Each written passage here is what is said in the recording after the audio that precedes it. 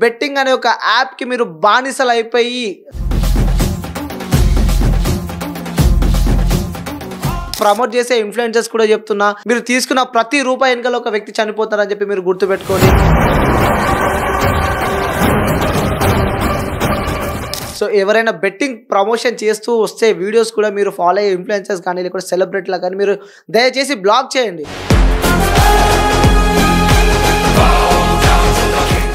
అందరికీ నమస్తే, నేను మీ anchor Anil. So day to day లైఫ్లో ప్రతిరోజు మనం చూస్తూ ఉన్నాం బెట్టింగ్. నిజంగా అది చూస్తే చాలా బాధేస్తుంది.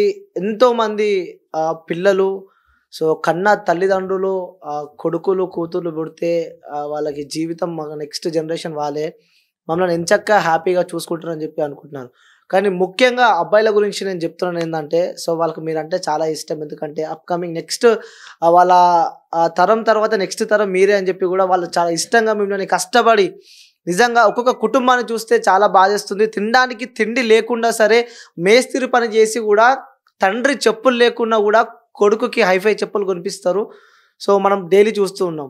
బట్ ఆ కొడుకు నిజంగా చెప్తున్నా ఈ బెట్టింగ్ అనే ఒక యాప్కి బానిస అయిపోయి, సో తను డైలీ లేబర్ వర్క్ ఎక్కడికైనా వెళ్తుంటే కూడా తనకు వచ్చే 1200తో కూడా నాకు ఎగ్జామ్ ఉందని చెప్తే ఆ కన్న తండ్రి 500 తను తినకుండా ఆ కొడుకుకి ఇచ్చి, సరే నీకు కావాల్సిన వర్క్కి వాడుకో అంటే ఆ కొడుకు బెట్టింగ్ అనే ఒక యాప్కి బానిస అయిపోయి వాళ్ళ నాన్న ఇచ్చే ప్రతి అమౌంట్ ఈ బెట్టింగ్లో పెట్టి, సో ఫస్ట్ డే తను బెట్టింగ్ చేశాడు, 500 పెట్టాడు, దానికి 1000 రూపాయలు వచ్చాయి.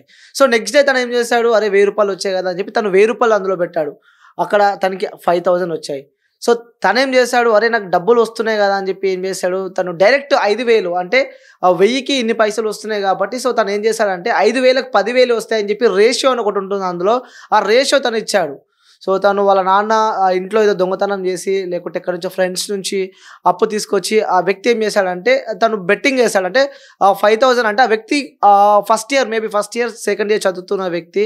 సో మేబీ అంత మైండ్ కూడా మెచ్యూర్డ్ ఉండదు కాబట్టి, సో తను ఏం చేశాడంటే డబ్బులు వస్తున్నాయని చెప్పి 5000 అప్పు తీసుకొచ్చి వాళ్ళ నాన్న ఇచ్చి 500 కానీ, సో తను ఒక 2-3 డేస్ తను పాకెట్ మనీగా పెట్టుకొని ఫ్రెండ్స్ నుంచి అప్పు చేసి, సో చుట్టుపక్కల వాళ్ళ దగ్గర నుంచి ఫ్యామిలీలో అప్పు చేసి, అలా అమ్మ ఎంతో కష్టపడి దాచుకున్న అమౌంట్ కూడా తీసుకొని ఆ వ్యక్తి ఆ బెట్టింగ్ యాప్లో డబ్బులు పెట్టాడు. సో ఆ రోజు తను డబ్బులు వస్తున్నాయని చెప్పి అనుకున్నాడు. బట్ అక్కడ ఏం జరిగిందంటే తను 5000 తను అక్కడ అమౌంట్ వేయగానే ఆ రోజు తను మ్యాచ్ ఓడిపోయాడు.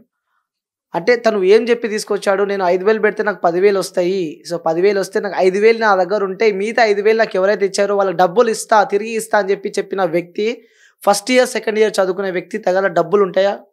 ఉండేవి. ఆ తండ్రి చూస్తేనేమో మేస్త్రి పని చేస్తూ ఉంటారు, లేబర్ వర్క్ చేస్తుంటారు. ఆ తల్లి చూస్తేనేమో ఏదో పొలంకి వర్క్కి వెళ్తూ ఉంటుంది.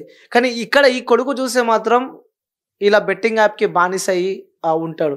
బట్ అక్కడ తీసుకొచ్చిన 5,000 కట్టలేక, ఇక్కడ నాన్నకి ఏం చెప్పాలో ముఖం చూపించలేక, ఆ తల్లి ఆ కొడుకుపై ఎంతో ఆశ పెట్టుకుంటుంది. సో ఆ ఆశలు నెరవేర్చలేక, అటు ఫ్రెండ్స్తో బాధ షేర్ చేసుకోలేక, ఇటు కుటుంబ సభ్యులతో బాధ షేర్ చేసుకోలేక, చాలా మనసు మొత్తం బాధ పెట్టుకొని ఆ కొడుకు చివరిగా ఒంటరిగా ఉన్నప్పుడు ఆ వ్యక్తికి గుర్తుకొచ్చేదే ఏం చేయాలి, ఎక్కడికి వెళ్ళినా ఏం చేయలేడు. ఎవరైనా 5,000 అడిగితే నీకెందుకు ఇస్తారా బాబు అని చెప్పి చెప్తారు.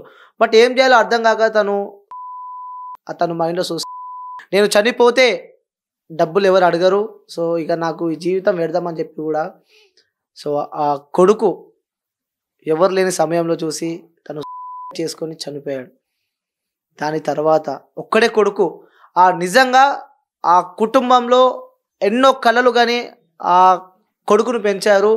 సో కొడుకు పెద్దగా అయ్యి మమ్మల్ని చూసుకుంటాడని చెప్పి ఆ కన్న తండ్రి, అలాగే ఆ కన్న తల్లి, ఆ కుటుంబ సభ్యులలో కూడా అరే వాళ్ళకి ఎందుకు కొడుకుండు మంచిగా చూసుకుంటారు, మంచిగా ఉండని చెప్పి అనుకుంటారు. బెట్టింగ్కి బానిస అయ్యి ఆ కన్న కొడుకుని కోల్పోయిన ఆ బాధ నిజంగా ఆ కన్న తల్లిదండ్రులకు మాత్రమే ఉంటుంది. ఈ స్టోరీ నేను మీకు ఎందుకు చెప్పానంటే, బెట్టింగ్ అనే ఒక యాప్కి మీరు బానిసలు అయిపోయి, సో ఆడిచ్చే గేమ్స్కి మీరు మ్యానికులేట్ వాళ్ళు చేస్తూ ఉంటే మీరు మ్యానికులేట్ అయ్యి ఆ బెట్టింగ్లో డబ్బులు పెట్టి ఏం చేయాలో తెలియక మీ కన్న తల్లిదండ్రులు ఏమైపోవాలి, వాళ్ళు పెట్టుకున్న ఆశయాలు, వాళ్ళు పెట్టుకున్న గోల్స్ మీరు పెద్దగా వాళ్ళకి చూసుకుంటారు, నా కొడుకు మంచి ఇల్లు కడతాడు, సో మమ్మల్ని మంచిగా చూసుకుంటారని చెప్పి కలలు కన్న ఆ కన్న తల్లిదండ్రుల ఆ బాధని ఎవరు చూసుకుంటారు?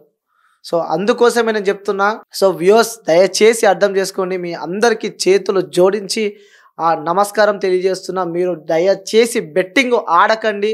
సో ఎవరైనా బెట్టింగ్ ప్రమోషన్ చేస్తూ వస్తే వీడియోస్ కూడా మీరు ఫాలో అయ్యే ఇన్ఫ్లుయెన్సర్స్ కానీ లేకపోతే సెలబ్రిటీలా కానీ మీరు దయచేసి బ్లాక్ చేయండి.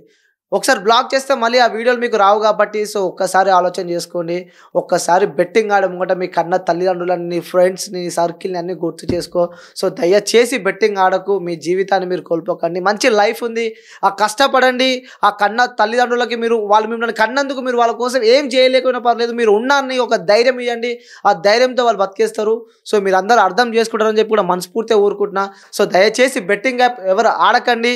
సో ప్రమోట్ చేసే ఇన్ఫ్లుయెన్సర్స్ కూడా చెప్తున్నా, మీరు తీసుకుంటారు లక్షలు, 2 లక్షలు, 3 లక్షలు తీసుకుంటారేమో కానీ మీరు తీసుకున్న ప్రతి రూపాయి వెనకాల ఒక వ్యక్తి చనిపోతారని చెప్పి మీరు గుర్తుపెట్టుకోండి. సో ఇప్పటి నుంచి ఆ బెట్టింగ్ ప్రమోట్ ఎవరైతే చేస్తున్నారో వాళ్ళు దయచేసి ఆపండి. సో అందరూ చాలా సంతోషంగా ఉండండి. ఈ బెట్టింగ్కి బానిసలు కాకండి. హ్యాపీగా మీ కన్న తల్లిదండ్రులతో ఉద్యోగం చేసుకుంటూ గడుపుతారని చెప్పి కూడా మనస్ఫూర్తిగా కోరుకుంటున్నా. సో ఏమైనా తప్పుగా మాట్లాడుంటే క్షమించండి. So thank you. నేను మీ యాంకర్ అనిల్.